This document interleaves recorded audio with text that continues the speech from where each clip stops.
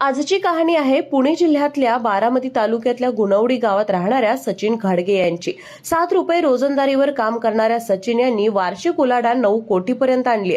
ऐकूयात त्यांचा थक्क करणारा हा प्रवास। शेती सुरुवातीला 17 गुंठे। सचिन यांच्या कळत्यास आई वडील मजुरीच करायचे। त्यांच्या पाठोपाठ सचिन सुद्धा मजुरी करायला लागले। पण काही वर्षांनंतर पुण्यात 1-2 महिन्याचं प्रशिक्षण होतं। या प्रशिक्षणात फूड संदर्भात गोष्टी शिकवण्यात आल्या।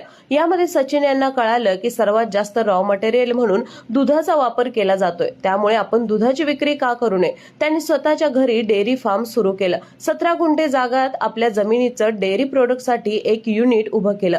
दुधासोबतच दुधाचे अनेक पदार्थ ते तयार करायला लागले। सचिन यांनी दुधाचं पॅकिंग केलं, स्वतःचा ब्रँड तयार केला। माय सह्याद्री नावाने ब्रँड खाली आता ते श्रीखंड, आम्रखंड, दही, दूध, कुल्फी, कॉर्नेटो आईस्क्रीम यांसारखे अनेक प्रोडक्ट तयार करत आहेत। 7 रुपयांवर रोजंदारी करणारे सचिन आता वर्षाकाठी 9 कोटींचा टर्नओव्हर करत आहेत। एकूण 2,500 लिटर दूध इथं तयार होतं। 30 लोकांना रोजगार सुद्धा उपलब्ध झालाय। एकेकाळी स्वतः रोजंदारीवर काम करणारी व्यक्ती एक व्यावसायिक म्हणून स्वतःचं नाव कमावत आहे। तुम्हाला ही स्टोरी कशी वाटली नक्की कॉमेंट